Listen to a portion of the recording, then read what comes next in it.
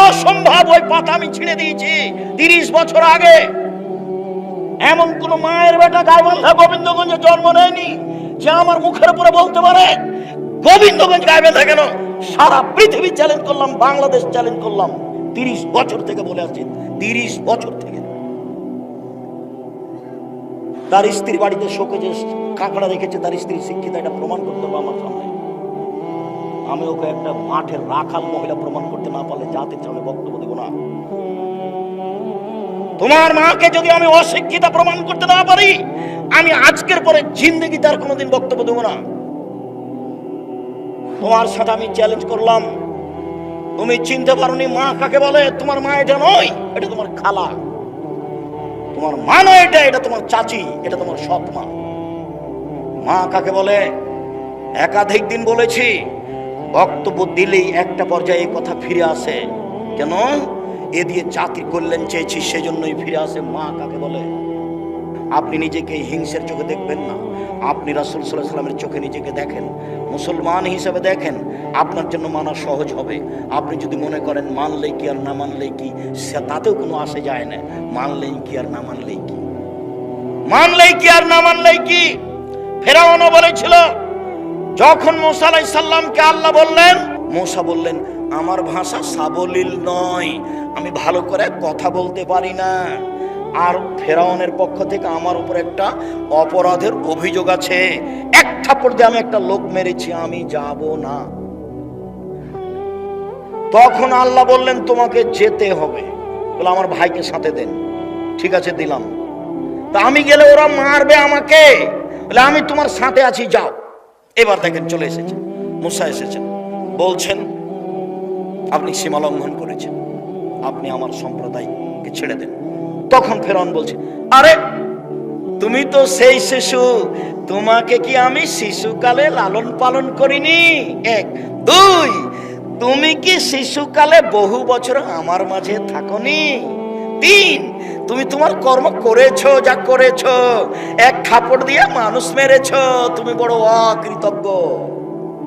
এটা ফেরাউন বলল। এখন মুসা বলছেন, জি আমি যা করেছি তা করেছি, তখন আমি ভুল পথে ছিলাম, ঠিকই এক থাপ্পড় দিয়ে মানুষ মারা ভুল হয়েছে। আমি যা করেছি তা করেছি, তখন আমি ভুল পথে ছিলাম। তোমার হত্যার ভয়ে আমি মুসা দেশ ছেড়েছি। আমার প্রতিপালক আমার প্রতি দয়া করেছেন, আমাকে জ্ঞানে গুণে পূর্ণ করেছেন, আমাকে নবী করেছেন। হ্যাঁ ঠিকই, তুমি আমার উপরে অনুগ্রহ করেছো, অনুগ্রহ করে তুমি খোঁটা দিয়েছো। এই যে খোঁটা, তোমাকে আমি শিশুকালে লালন পালন করিনি, এই যে খোঁটা। তুমি কি শিশুকালে বহু বছর আমার মাঝে থাকনি, এই যে খোঁটা। হ্যাঁ তুমি আমার প্রতি অনুগ্রহ করেছো, অনুগ্রহ করে তুমি খোঁটা দিয়েছো, খোঁটা দিয়ে তুমি বনি ইসরায়েলকে দাসদাসীতে পরিণত করেছো, তুমি বড় উদ্ধত স্বৈরাচার, সীমা লঙ্ঘন করেছো। মুসার ঘোষণা এটা। ফেরাউন বলল মুসাকে ঘেরো, হত্যা করতে হবে। মুসা আগে আগে পালালেন, ফেরাউন পিছে পিছে। সাগর সামনে, বাহারে কুলজুম, নীল সাগর নয়, কুলজুম সাগর। এবার মুসার সঙ্গী সাথী বললেন আটকা পড়েছি। তখন মুসা বলছেন, কাল্লা, কখনো নহে, অসম্ভব হতে পারে না, ফেরাউন আমাকে ধরতে পারেনি না, মায়া রাব্বি, আমার সাথে আমার প্রতিপালক রয়েছে। একটু আগে আল্লাহ বললেন মুসাকে যে আমি তোমার সাথে আছি, কথা ধরতে পারেন না মনে হয়। একটু আগে আল্লাহ কি বললেন মুসাকে? আমি তোমার সাথে আছি। এখন মুসা আলাইহিস সালাম বলছেন যে আল্লাহ আমার সাথে আছে। মুসা পার হয়ে গেলেন, ফেরাউন ডুবে গেল। সবাই জানে আপনি মুহাম্মদ সাল্লাল্লাহু আলাইহি ওয়াসাল্লামের নিয়ম না মেনে উপেক্ষা করে চললে আপনার ক্ষতি হবে, কারো ক্ষতি হবে না। এর জন্য আপনি তাই উপেক্ষা করিয়েন না। এক মা ছেলে মেয়েকে বিদ্যা শিখাবে, এমন কোথায় বিদ্যা আছে যেই বিদ্যাতে লেখা আছে যে ছবি মূর্তি ভালো, নেকির কাজ, শোকে যে কেন ওই সাজা আছে কাঁকড়া। 2 শিষ্টাচার। কি শিষ্টাচার বলো তো ছেলে? তোমার নখটা বড় আছে, এইটাই ভালো শিষ্টাচার? তোমার বোনের নখটা বড় আছে, এইটাই কি ভালো শিষ্টাচার? তোমার বোন এখন মাথায় কাপড় না দিয়ে আছে, এটাই কি ভালো শিষ্টাচার? তুমি পুরুষ মানুষ হাতে হয়ে দিয়ে রেখেছো, মেহেদি দিয়ে রেখেছো, এটাই কি ভালো শিষ্টাচার? শিষ্টাচার শিখাবে। দুই, আমার বোনদেরকে চিরুনি করে যত্ন করে রাখবে, কাপড় চুপড় পরিষ্কার করে ঝকঝক করে সাজগোজ করে বাচ্চাকে রাখবে। এটা কার জিম্মেদারি? এটা মায়ের জিম্মেদারি। চার, বাচ্চার উপরে মা পাহারা দিবে, তার নাম মা। সব সময় 24 ঘন্টা বাচ্চার উপরে পাহারা দিবে মা। কোথায় গেছিলে, কি করছিলে, কি করো, আজকে ক্লাস নেই, আজকে যাওনি কেন, আজ কেন যাওয়া, সব সময় মা পাহারা দিবে বাচ্চাদের, তার নাম মা। শুনুন, আয়েশা রাদিয়াল্লাহু তাআলা আনহা বলেন, কাদেমান নবী সাল্লাল্লাহু আলাইহি সাল্লাম মিন সাফারিন, একদা আল্লাহর নবী সফর থেকে এসে বাড়িতে ঢুকলেন। বাড়িতে ঢুকে দেখলেন যে ইন্নালি কেরামান সাতারতু আলা সাহওয়াতিন লি, আমার একটা চাদর ছিল, সেই চাদরটা আমি জালানায় ঝুলিয়ে দিয়েছিলাম, সেই চাদরে ছিল ছবি। আল্লাহ নবী দরজায় দাঁড়িয়ে বললেন, আয়েশা মা হাজিহি, এইটা কি? ইন্না হাযিহি সূরা ইউদাবুনা ইয়াউমাল কিয়ামা আল্লাযিনা ইয়াযাহুনা বিখালকিল্লাহ, যারা আল্লাহর সাদৃশ্য তৈরি করে তাদের কঠিন শাস্তি হবে। ছবি মূর্তি তৈরি করা হলো আল্লাহর সাদৃশ্য করা। সুদ মহাপাপ, আল্লাহর সাদৃশ্য নয়। ঘুষ মহাপাপ, আল্লাহর সাদৃশ্য নয়। সালাত আদায় না করা মহাপাপ, আল্লাহর সাদৃশ্য নয়। আপনার সিয়াম রোজা না থাকা মহাপাপ, কিন্তু আল্লাহর সাদৃশ্য নয়।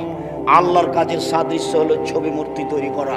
আয়েশা রাদিয়াল্লাহু তাআলা আনহা বলেন, একদা আল্লাহর নবী বাড়িতে প্রবেশ করলেন, আমি একটা চাদর দরজায় ঝুলিয়ে রেখেছিলাম। আল্লাহর নবী বলেন, আয়েশা চাদরটি সরিয়ে নাও।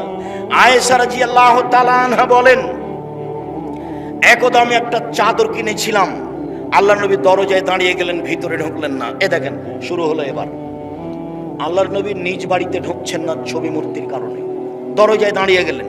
আয়েশা বলছেন, মুখের চেহারা দেখে আমি বুঝতে পেরেছি তুমি অসন্তুষ্ট। আমি বললাম, আমানতু বিল্লাহি রাসূলিহি, আমি আল্লাহকে মেনে নিয়েছি, নবীকে মেনে নিয়েছি। বলেন তো আমি কি পাপ করেছি? আপনি ভিতরে ঢুকছেন না কেন? 1 মিনিট, এই ছেলে, প্রস্তুতি নাও, 1 মিনিট। রংপুরের ঘটনা শোনাই, আমি নাম বলছি না। মাওলানা সাহেব, বড় মাওলানা সাহেব মারা গেছেন, বড় যোগ্য বক্তা ছিলেন। দিনাজপুরে এক দলের অফিসের ঘরে বসে আছেন, চতুর্দিকে দেওয়ালে ছবি মূর্তি আছে। আমি দরজায় দাঁড়িয়ে গেলাম, সালাম দিলাম, আসসালামু আলাইকুম। ভাইজান আপনি এখানে বসে আছেন? ইন্না লিল্লাহ, অত ছবি মূর্তির ঘরে? তখন বলছেন, আরে আপনি ছোট ভাই মুহাদ্দিস সাহেব, আপনি তো বলবেনই। এই কথা বলে একটা হাসি দিলেন। আমি বললাম, জি না, আমি এখানে বসতে পারি। এই তোমরা ভিন্ন বসার জায়গা আছে, রিক্সা কোথায়? আমি এখন ফিরে যাও। তারা অন্য জায়গাতে নিয়ে গেল। ঘটনা একটা শেষ করলাম, আর একটা। মাওলানা খুব বড়, এখনো বেঁচে আছেন, বক্তা জাঁদরেন, আমি নাম আর বলছি না। গেলাম এতে নোয়াখালী। নোয়াখালী দেখছি মাওলানা আগে ঘরে ঢুকে আছে। আমি ব্যাগটা নিয়ে ঘরের দরজায় দাঁড়াতেই একটু উপর দিকে তাকালাম, দেখলি ভেন্টালিটিতে সব ঘোড়ার তৈরি ভেন্টালিটি। আচ্ছা, ভেন্টালিটি বোঝেন আপনারা? যে উপরের যেটা, হ্যাঁ, তো ওটা সব ঘোড়ার আকৃতি তৈরি করা হচ্ছে। তা বললাম, জি না, আমি তো এখানে বসতে পারি না। তখন বলছে, কি করতে হবে? তাহলে আমাকে এখানে রাখলে সব ভেঙে ফেলতে হবে। সব ভেঙে শেষ করার পরে আমি ভিতরে বসলাম, অথচ মাওলানা বসে আছে। ঢাকার এক এমপি, আমি এখন নাম বলছি না, এমপি সাহেবের ওখানে গিয়ে আমি দাঁড়িয়ে আছি। আমাকে যে বসেন, বলে ভাইজান ছবি মূর্তি তো আছে, একটু না নামালে যে আমি বুঝতে পারছি না। তখন আমাকে বলছেন, আমি খাঁটি আহলে হাদিস। তা আমি বললাম যে পাশে মূর্তি ছবি রেখে আহলে হাদিস হওয়া যায়? এটা কেমন কথা? আচ্ছা ঠিক আছে ভাইজান, আপনার যদি সম্ভব না হয় তাহলে আমি চাই, আমি আপনার এখানে বসবো, এটা আমার প্রয়োজন নয়, একটা প্রয়োজনে এসেছিলাম, যখন অনুকূলে হলো না যাই। আচ্ছা আচ্ছা ঠিক আছে, সরাচ্ছি আপনি বসুন। আমি সরালেন, আমি বসলাম। কত ঘটনা আছে এরকম।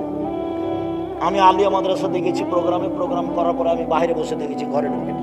আমি জানি যে ওইও বিপদে পড়বে, আমিও বিপদে পড়বো। সমস্যা এত তাড়াতাড়ি শেষ হয়ে যাবে তা আমি বুঝতে পারি না। যখন আমি মূর্তির পাশ দিয়ে হাঁটতাম, তখন আমি ভাবতাম, এসব মূর্তি কি কেউ ভাঙতে পারবে? সেদিন কি কোনোদিন আসবে যেগুলো মূর্তি ভেঙে দিবে? তখন আবার শেষে সান্ত্বনা দিতাম এই বলে, আচ্ছা ঠিক আছে, কেউ যদি মূর্তি ভাঙতে না পারে, যেদিন ঈসা আলাইহিস সালাম আসবেন সেদিন মূর্তি ভেঙে দিবেন, সেদিন পৃথিবীতে কোনো মূর্তি থাকবে না। ঈসা আলাইহিস সালাম যেদিন আসবেন সেদিন পৃথিবীতে উঁচু কবর থাকবে না। ঈসা আলাইহিস সালাম যেদিন আসবেন সেদিন কোনোদিন কোনো শুকর সোর থাকবে না। সব শুকর সোর মেরে ফেলবেন, সব উঁচু কবর ভেঙে ফেলবেন, সব ছবি মূর্তি ভেঙে দিবেন। সেই দিনের অপেক্ষা করছিলাম, দেখি একদিনে মানুষ কিভাবে ভেঙে ফেলে দিই। আমি অবাক হয়ে গেলাম যে আল্লাহ এইভাবে কাজ করেন, একেবারেই অবাক। সম্মানিত দিনী ভাই বোন, বলছিলাম আয়েশা রাদিয়াল্লাহু তাআলা আনহা বলেন, আমি আল্লাহকে মানে রাসূলকে মানে আপনি দাঁড়ালেন কেন? আয়েশা শোনো, যারা ছবি মূর্তি তৈরি করে তাদের কঠিন শাস্তি হবে। আয়েশা শোনো, যারা ছবি মূর্তি তৈরি করে তাদেরকে পিটিয়ে আত্মা দিতে বাধ্য করা হবে। আয়েশা শোনো, যে ঘরে ছবি মূর্তি কুকুর থাকে সে ঘরে ফেরেশতা প্রবেশ করেন না, এই জন্য আমি ঢুকছি না। উম্মু সালমা রাদিয়াল্লাহু তাআলা আনহা বলেন, একদা আমি আল্লাহর নবীকে দেখলাম সকালে মুখখান বিবর্ণ হয়ে আছে। উম্মু সালমা বা মাইমুনা বলছেন, আমি বললাম আল্লাহর নবী, ইস্তানকারতু হায়াতাকা মুনজুল ইয়াউম, সকাল থেকে আপনার মুখখান কেমন কেমন দেখছি। আল্লাহর নবী, সকাল থেকে আপনার মুখখান বিবর্ণ দেখছি, বলেন তো আপনি চিন্তিত কেন? তখন আল্লাহ রাসূল বলছেন, মাইমুনা শোনো, ওয়াদানি জিবরাইল, জিবরাইল আমার সাথে ওয়াদা করেছিলেন গত রাত্রে সাক্ষাৎ করবেন। মাইমুনা শোনো, জিবরাইল আমার সাথে ওয়াদা করেছিলেন গত রাত্রে সাক্ষাৎ করবেন। ফালাম ইয়ালকানি, তিনি আমার সাথে সাক্ষাৎ করলেন না। আমাওয়াল্লাহি মা আখলাফানি, আল্লাহর কসম মাইমুনা, জিন্দেগিতে জিবরাইল আমার সাথে ওয়াদা করে খেলাপ করেননি। আমি খুব চিন্তিত, কোনদিন জিবরাইল আমার সাথে ওয়াদা করে খেলাপ করেননি। কেন যে তিনি আসলেন না তাই আমি চিন্তিত। তিনি আসার ওয়াদা করে আসলেন না কেন? চিন্তা করতে করতে দিন পার হয়ে গেল। চট করে মনে পড়লো, হরে বিছের নিচে একটা কুকুরের বাচ্চা ছিল। তিনি কুকুরের বাচ্চাটাকে খাটের নিচ থেকে সরিয়ে দিতে আদেশ করলেন। তারপর পানি নিজে হাতে নিয়ে যেখানে কুকুরের বাচ্চাটা শুয়েছিল সেখানে পানি ছিটিয়ে দিলেন। পানি ছিটিয়ে দিতে না দিতে জিবরাইল চলে এসেছে। হাদিস বুখারী মুসলিম। জিবরাইল বলছেন, আল্লাহ নবী বলছেন, আপনি আমার সাথে ওয়াদা করেছিলেন গত রাত্রে আপনি আমার সাথে সাক্ষাৎ করবেন। বললাম তালকানি, আপনি তো আমার সাথে দেখা করলেন না, ঘটনা কি বুঝলাম না। আল্লাহ রাসূল সব বলে ফেললেন। এখন জিবরাইল বলছেন, আচ্ছা জি হ্যাঁ, আপনার সাথে সাক্ষাতের আমি ওয়াদা করেছিলাম, কিন্তু আমরা ওই ঘরে প্রবেশ করি না যে ঘরে ছবি মূর্তি কুকুর থাকে। আমি এসেছিলাম ঠিক, ফিরে গেছো ঠিক। আমি এসেছিলাম ঠিক, ফিরে গেছো ঠিক। আমি এসেছিলাম ঠিক, আমি ফিরে গেছি, এটাও ঠিক। আমি এসেছিলাম, ঢুকতে পারিনি। যেই ঘরে ছবি মূর্তি কুকুর থাকে সেই ঘরে আমি প্রবেশ করি না। একটু আগে আল্লাহর নবী প্রবেশ করলেন না, আর এবার আল্লাহর নবীর ঘরে প্রবেশ করছেন না কে? জিবরাইল আলাইহিস সালাম। এবার একজন সাহাবী আর একজন সাহাবীর ঘরে প্রবেশ করছেন না, এবার কাছাকাছি চলে এসেছে। আপনার ক্লান্ত হওয়ার আগে আমিও ক্লান্ত বোধ মনে করছি। সম্মানিত দিনী ভাই বোন, আব্দুল্লাহ ইবনে সালেম বলছেন, আরাস্তু ফি আহাদে আবি, আমার আব্বার বেঁচে থাকতেই আমি বিবাহ শাদী করলাম, আমার ওয়ালিমার দিন হলো। তো আমার আব্বা জনগণকে দাওয়াত দিলেন, ওলিমার দাওয়াত। ওলিমার দাওয়াত জনগণকে দিতে হয়। আকিকার দাওয়াতের প্রমাণ নেই। আকিকার সাথে কুরবানির পশুর কোনো সম্পর্ক নেই। কুরবানির পশু হবে দাঁত আছে দেখে, শিং আছে দেখে, খুর আছে দেখে, চোখ আছে দেখে, তাজা মোটা একবারে ঝকঝকে। আর আকিকা 7 দিনের দিন বাপকে দিতে হবে, গোস্তের জন্য নয়, ওর বাপকে দিতে হবে। কানা হোক, ল্যাংড়া হোক, টেরা হোক, ভাঙা হোক, 2 মাসের হোক, 1 মাসের হোক, খালি হলেই। ছেলের জন্য 2টা কানা ন্যাংড়া যা হয়, মেয়ের জন্য একটা কানা ন্যাংড়া যা হয়, 2 মাস 4 মাস সময় যা পাওয়া যায়। ছাগল ছাগি ভেড়া ভেড়ে তোমরা তুমি যেটা হোক না কেন, কুরবানির সাথে আকিকার কোনো সম্পর্ক নেই। কুরবানি নেকির কাজ, আকিকা বাপের জিম্মেদারি। কুরবানি নেকির কাজ, আকিকা বাপের জিম্মেদারি। 7 দিনের দিন বাপকে আকিকা দিতে হবে, ছাগল জবে করতে হবে, বাচ্চার মাথা নেড়ে করতে হবে, চুল সম পরিমাণ রূপা দান করতে হবে। 7ম দিনে কুরবানি ছাগল জবাই করতে হবে, বাচ্চার নাম রাখতে হবে, মাথা নেড়ে করতে হবে, চুল সম পরিমাণ রূপা দান করতে হবে ফকির মিসকিনকে। এটা বাপের জিম্মেদারি, ভিক্ষা করে করবে, করতেই হবে। জমিদারি দিয়ে করবে বলে নাই, চাকরি দিয়ে করবে বলে নাই, কর্জ দিয়ে করবে বলে নেই, তো 7 দিন ভিক্ষা করো, করতেই হবে। ওটা বাপের জিম্মেদারি। 7 দিনের দিন ন্যাংরা খোড়া যাই হোক, কথা বোঝা যায় না? এই যে বলে যাচ্ছি, কোনোদিন এইভাবে উল্টিয়া ধরার কোনো সুযোগ নেই। যা বলছি সেটাই, তবে আমি মানুষ। বলছিলাম সম্মানিত দিনী ভাই বোন, অলিমা আসলেন আবু আইয়ুব আনসারী, আমাদের বাড়িতে ঢুকলেন। বাড়িতে ঢুকে তিনি ঘরের দিকে তাকিয়ে দেখলেন, তখন আমি দাঁড়িয়েছিলাম। অসতেরা বাইতি বিনেজাদে আখজারা, আমাদের ঘর বাড়ি সবুজ চাদর দিয়ে ঢাকা হয়েছিল। আমাদের ঘর বাড়ি সবুজ চাদর দিয়ে ঢাকা হয়েছিল। আবু আইয়ুব আনসারী ঢুকে বললেন, কি ব্যাপার? আপনারা সবুজ চাদর দিয়ে বাড়িঘর ঢেকে রেখেছেন। তখন আমার আব্বা বলছেন, লজ্জায় লজ্জায় আমার আব্বা লজ্জা করে বলছেন, আবু আইয়ুব আনসারী কি করি, নিসা আলাইনা, মহিলারা আমাদের উপরে জয়ী হয়েছে, টিকতে পারিনি মহিলাদের কাছে। তখন আবু আইয়ুব আনসারী বলছেন, শুনুন, যারা মহিলাদের কাছে পরাজয় হবে আপনাকে আমি তাদের মধ্যে মনে করিনি। আমি আবু আইয়ুব আনসারী বলছি, যারা মহিলাদের কাছে পরাজয় হবে আমি আপনাকে তাদের মতো মনে করিনি।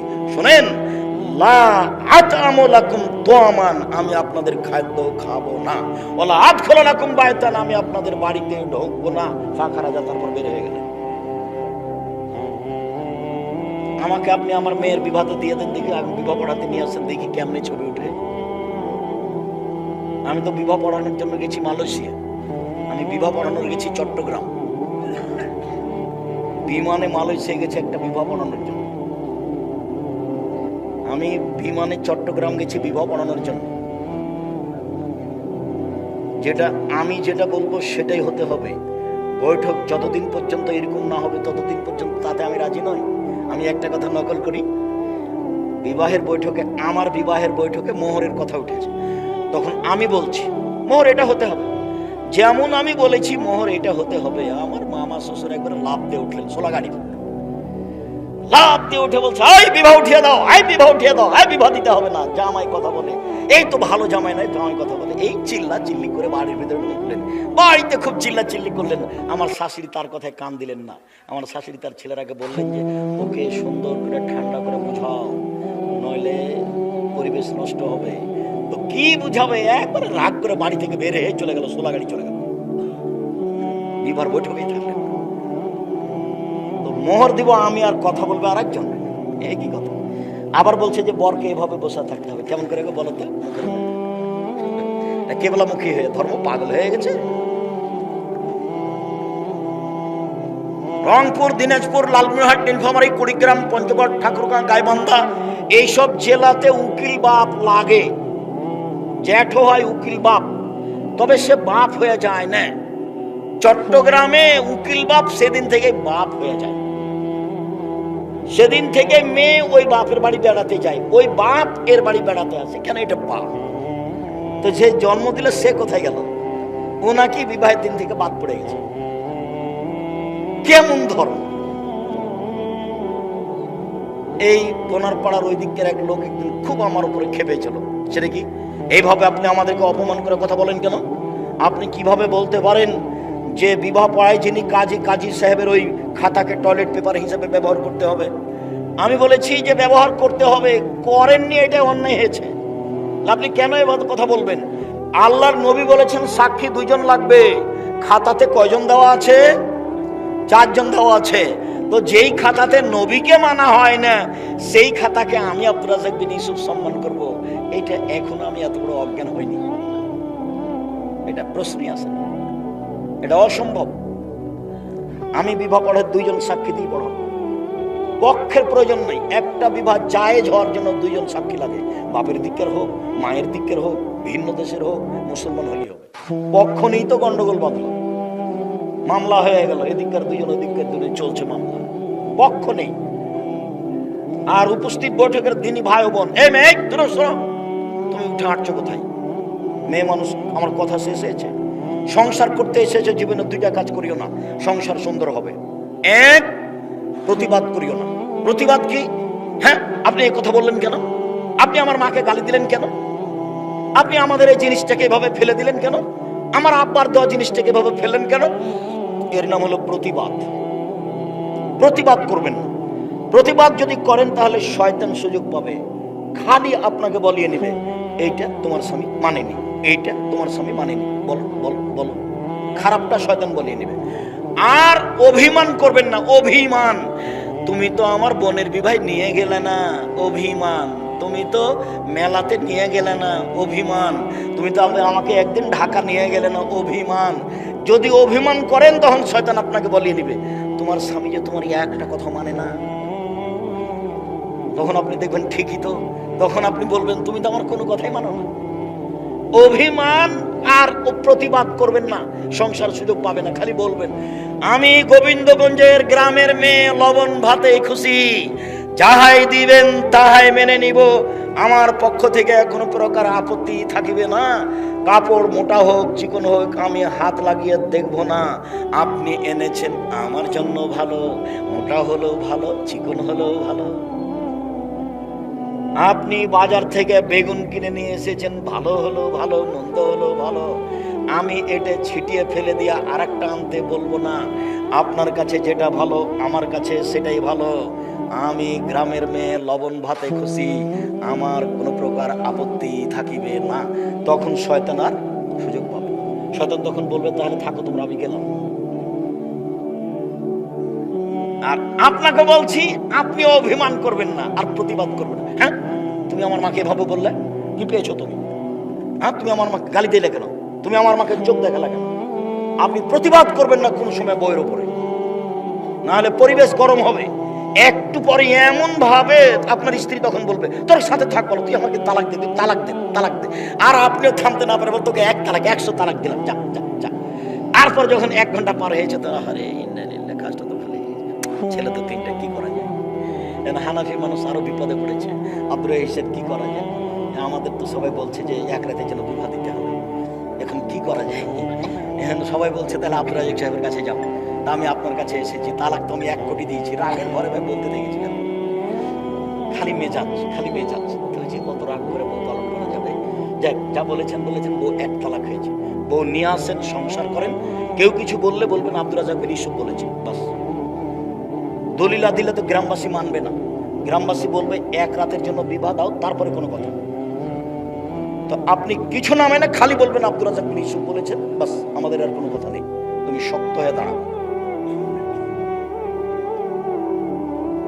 খবরদার স্ত্রীকে কখনো গালি দিবেন না, প্রতিবাদে যাবেন না, অভিমান করবেন না। তোমার কাছে এটা বলেছিলাম, তুমি তো এটা করলে না। তোমাকে রাতে একটু পা টিপে দিতে বলেছিলাম, তুমি তো পাটা টিপে দিলে না, তুমি ব্যস্ত থাকলে।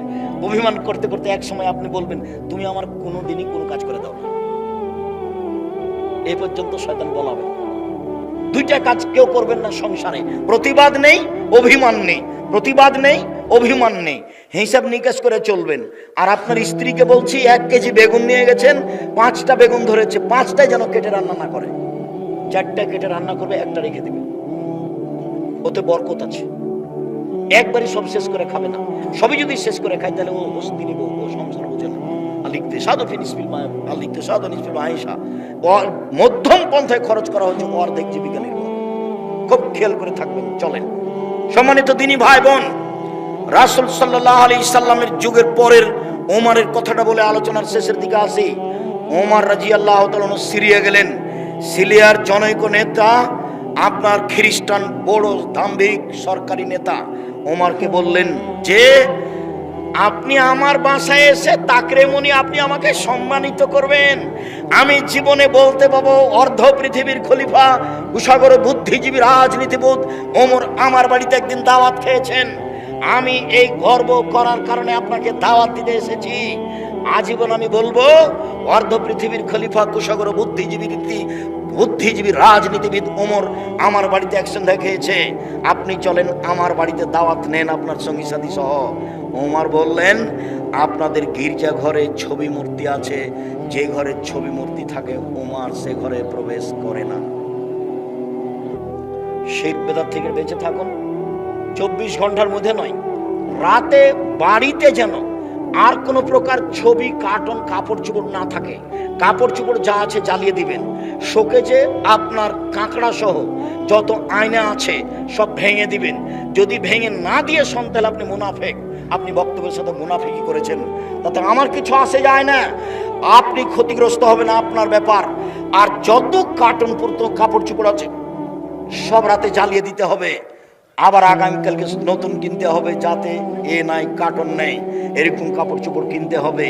ফেরেশতা আপনার ঘরে আসুক, আল্লাহ আপনার প্রতি দয়া করুক, এটা আমি ঐকান্তিকভাবে কামনা করি। আল্লাহ আপনার রুজিতে বরকত দান করুক। আল্লাহ তুমি আমাদেরকে তোমার রাসূলের পদ্ধতিতে চলার তৌফিক দান করো। এই ছেলে থামো। আমার আলোচনার প্রথম কথা, জামিয়া সালাফিয়া ডাঙ্গিপাড়া পাবা রাজশাহী, জামিয়া সালাফিয়া হাটাবো বীরহাটাবো রূপগঞ্জ নারায়ণগঞ্জ ঢাকা, জামিয়া সালাফিয়া তেঘরা বিরল দিনাজপুর, জামিয়া সালাফিয়া বরিশাল, এগুলো চলমান প্রতিষ্ঠান। ফর্ম হয় ডিসেম্বরে, ভর্তি পরীক্ষা হয় 1 জানুয়ারি। ফর্ম হয় ডিসেম্বর, পুরো ডিসেম্বরে, ভর্তি পরীক্ষা 1 জানুয়ারি, এটা মনে রাখবেন। আর আব্দুল্লাহকে সবাই ভালোবাসি, তার বক্তব্য আমরা সবাই শুনতে চাই। আব্দুল্লাহর বইগুলি আছে মিন্নাতুল বারি, ব্যতিক্রম বই, বুখারীর ব্যাখ্যা। আর আমি এই অবস্থাতে চেষ্টা করেছি উপদেশ নামে বইটা লিখা, যা বলি সেগুলো কলমে লেখা, অতি প্রায় সব কিছু আছে, ছবি মূর্তি আছে। আর সলাতের উপরে বইটা, নামাজের উপরে বইটা, বিস্তারিত নিয়মকানুন দেওয়া আছে, তাতেও দেওয়া আছে কতটি হাদিস হাত দিলে দোয়া করার, আর কতটি জয়ীফ হাত দিলে দোয়া করার, দোয়ার বইও আছে। সবগুলোই বই নিয়ে যাবেন। শেষ পর্যন্ত যদি কিছুই না নিয়ে যেতে পারেন, তাহলে আল ইতিসাম একটা পত্রিকা নিয়ে যাবেন, সম্পাদকীয় হচ্ছে আব্দুল্লাহর লেখা। সম্পাদকীয় একটা অবাক ব্যাপার, সম্পাদকীয় আব্দুল্লাহর লেখা, আর পত্রিকাতে 50টা প্রশ্নের উত্তর আছে।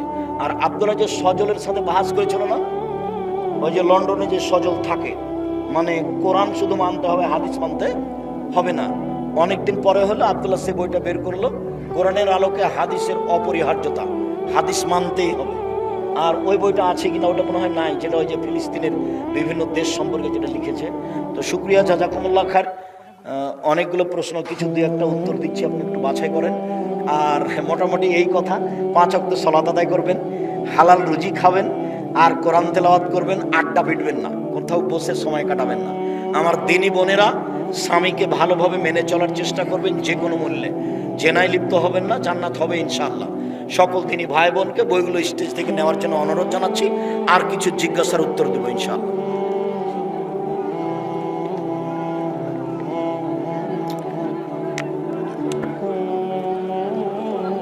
জি, বইগুলো আপনারা আপনাদের ডান দিক থেকে স্টেজ থেকে নেবেন।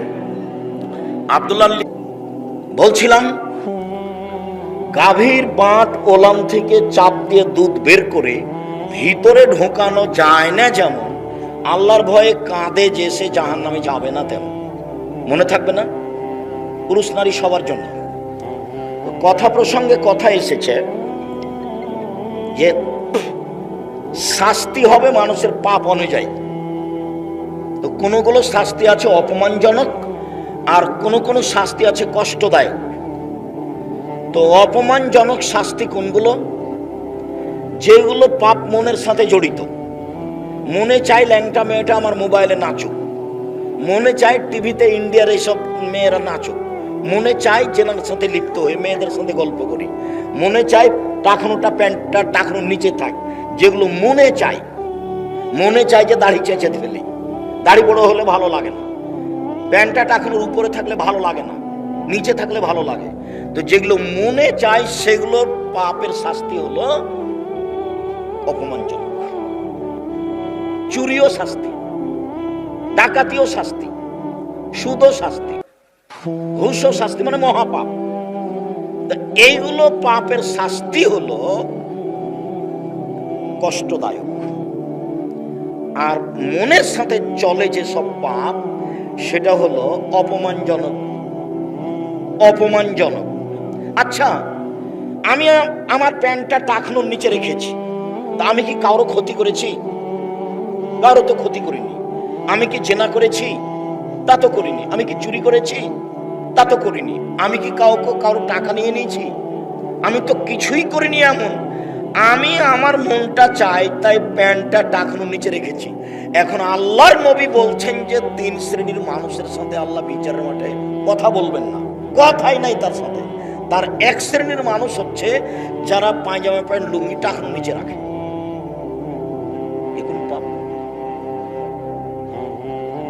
তো অবাক, কারো ক্ষতি করিনি। আর আপনি আরো অবাক হবেন যে আল্লাহর নবী বলছেন যে আল্লাহর রহমত হলো 100টি, আল্লাহর দয়া হলো 100টি। তো 99টা দয়া আল্লাহ নিজের কাছে রেখেছেন, আর একটা দয়া আল্লাহ প্রাণীর মাঝে ভাগ করে দিয়েছেন। ইন্না লিল্লাহি মিয়া রাহমা, আল্লাহর জন্য রয়েছে 100টি দয়া। আনজালা মিনহা রাহমাতান ওয়াহিদা, তার একটা দয়া আল্লাহ প্রাণীর মাঝে ভাগ করেছেন। একটি দয়ার ভাগ পেয়ে গাভী তার বাচ্চাকে জিহ্বা দিয়ে চাটে, একটি দয়ার ভাগ পেয়ে মুরগি তার বাচ্চাকে আদর করে ডাকে, একটি দয়ার ভাগ পেয়ে সাপ তার বাচ্চাকে আদর করে ডাকে, একটি দয়ার ভাগ পেয়ে মানুষ তার ছেলে মেয়েকে হাজারো বার চুমা দেয়। এটা হলো একটা দয়ার ফলাফল। 99টা দয়া আল্লাহ নিজের কাছে রেখেছেন। ইয়ারহামু বিহা ইয়াউমাল কিয়ামা আলাল ইবাদ, বিচারের মাঠে তিনি বান্দার উপরে 99টা দয়া দেখাবেন। এ দেখো আমি কত বড় দয়াবান। তাহলে তিনি কত বড় দয়াশীল হবেন বিচারের মাঠে। তারপরেও তিনি 3 শ্রেণীর মানুষের সাথে কথা বলবেন না, তাহলে তারা কত বড় পাপী। তার এক শ্রেণীর মানুষ হলো টাকনুর নিচে প্যান্ট লুঙ্গি পায়জামা পরে যে, এটা কি পাপ? এটা মনের সাথে জড়িত পাপ। 3 শ্রেণীর মানুষ, 4 শ্রেণীর মানুষ জান্নাতে যাবে না, এই কথা আল্লাহর নবী বললেন। বলার পরে বললেন যে মুদমিনুল খামর, নেশাদার দ্রব্য পান করে যে, তো নিজের টাকা দিয়ে বিড়ি কিনে খাচ্ছে, তা আপনার কি হলো? সম্মানিত দিনী ভাই, 3 শ্রেণীর মানুষ জান্নাতে যাবেই। তার 1 শ্রেণীর মানুষ আল্লাহর ভয়ে কাঁদেছে, 2 আল্লাহ রাস্তায় পাহারা দেয়ছে, 3 অপর নারী বেগানা নারীকে দেখে চক্ষু নিচু করেছে। এই কথাটা বলার জন্য এতক্ষণ পর্যন্ত কথা বলছি। 3 শ্রেণীর মানুষ জান্নাতে যাবে।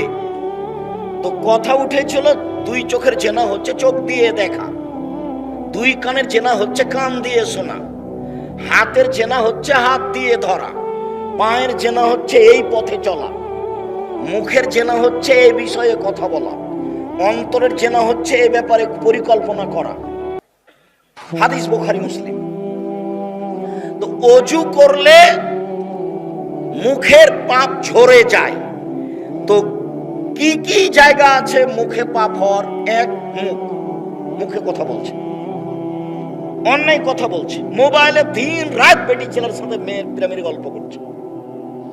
অথচ আমি ছেলেটাকে বলেছি যে তুমি মেয়েটাকে ভুলে যাও, এমন ভাবে ভুলে যাও যে মারিয়াম যেমন বলেছিল, কুনতু নাসিয়াম মানসিয়া, হায়রে আমি জাতিকে কি দিয়ে বুঝাই, আমি যে বাচ্চা নিয়ে যাব জনগণের কাছে, আমি মারিয়াম, আমার তো বিবাহ হয়নি, আমার তো স্বামী নেই। আমি তখনই জিবরাইলকে বলেছিলাম আমার সন্তান হয় কিভাবে, আমি জেনাও করিনি, আমার বিবাহ হয়নি, আমার সন্তান হয় কিভাবে? যাক, শেষ পর্যন্ত সন্তান হয়েই গেল। তা আমি এখন কি করি? সন্তান আমি কি দিয়ে বুঝাবো?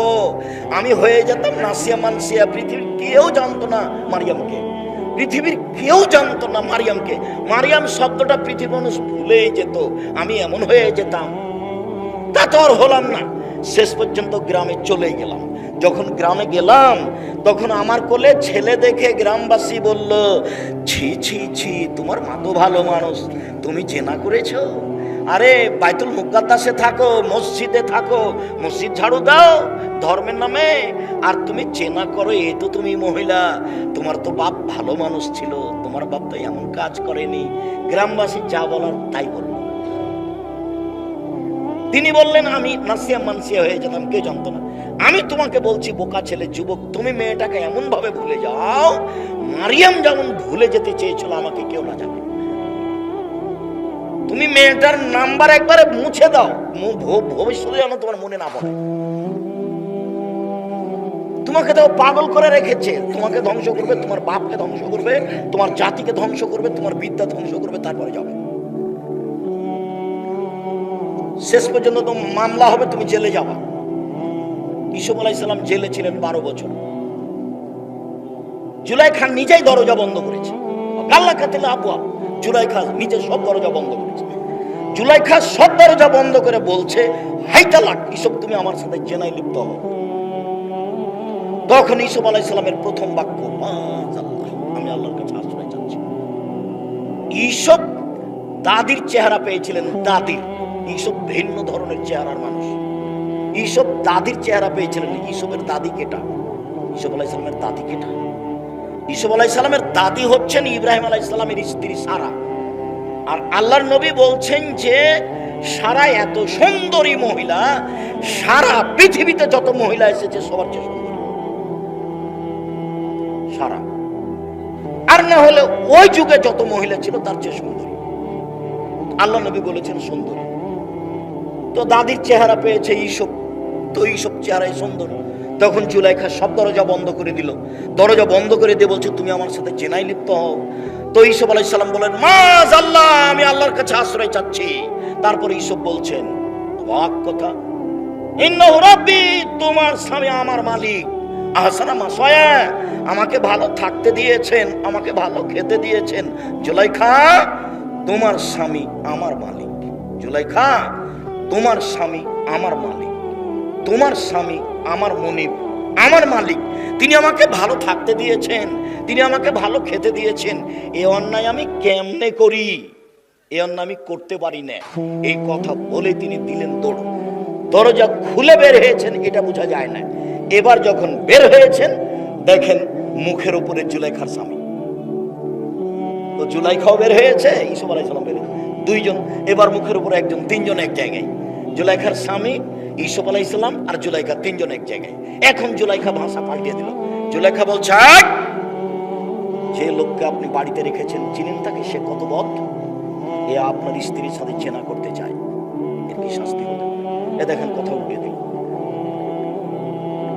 জীবনে কোনোদিন মেয়ের পাল্লাতে পড়বেন না, এবার সব ধ্বংস হয়ে যাবে। দেখেন জেল হয়ে যাচ্ছে। দেখেন মুখের ভাষা দেখেন। ও বলছে, এই যে যাকে বাড়িতে রেখেছেন সাথ করে, সে আপনার স্ত্রীর সাথে জেনা করতে চায়, এর কি শাস্তি দিবেন? আর আপনি কি শাস্তি দিবেন? আমি দেশের সরকারের স্ত্রী হিসেবে বলছি, একে যথাযথ পিটন দিতে হবে, নইলে জেলখানায় বন্দি করতে হবে। 12 বছর জেল হয়ে গেল। শেষের দিকে, 12 বছরের শেষের দিকে সরকারের পক্ষ থেকে লোক এসে বলছে, আপনাকে সরকার ডেকে পাঠিয়েছে। তখন ইসুফ আলাইহিস সালাম বলছে, অসম্ভব হতে পারে না। জুলাইখাকে জাতির সামনে ঘোষণা দিতে হবে, আমি জুলাইখা অন্যায় করেছি, ইসুফ অন্যায় করেনি। এই ঘোষণা না দেওয়া পর্যন্ত আমি ইসুফ জেল থেকে বের হব না। তখন আমাদের নবী মুহাম্মদ সাল্লাল্লাহু আলাইহি ওয়াসাল্লাম বলছেন, ইসুফ আমার চেয়ে ধৈর্যশীল, ইসুফ আমার চেয়ে ধৈর্যশীল, ইসুফ আমার চেয়ে ধৈর্যশীল। যদি সরকারের পক্ষ থেকে আমাকে এসে ডাকতো আর আমি যদি 12 বছর জেলে থাকতাম, তাহলে আমি বলতাম চলো চলো চলো চলো, আমি তাড়াহুড়া করে বের হতাম। কিন্তু ইসুফের কত ধৈর্য! ইসুফ বলছে জুলাইখাকে জাতির সামনে বলতে হবে অন্যায় আমি করেছি, ইসুফ করেনি। চূড়ান্ত ঘোষণা না দেওয়া পর্যন্ত, তার স্বীকৃতি না দেওয়া পর্যন্ত ইসুফ জেল থেকে বের হবে না।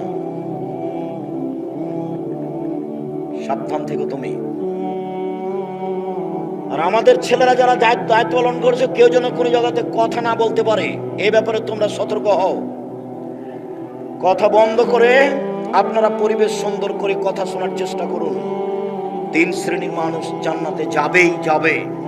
তার 1 শ্রেণীর মানুষ আল্লাহর ভয়ে কাঁদেছে, 2 আল্লাহ রাস্তায় পাহারা দেয় যে, 3 অপর নারীকে দেখে চক্ষু নিচু করে যে। বাড়িকে কন্ট্রোল করার চেষ্টা করুন, নিজেকে কন্ট্রোল করার চেষ্টা করুন।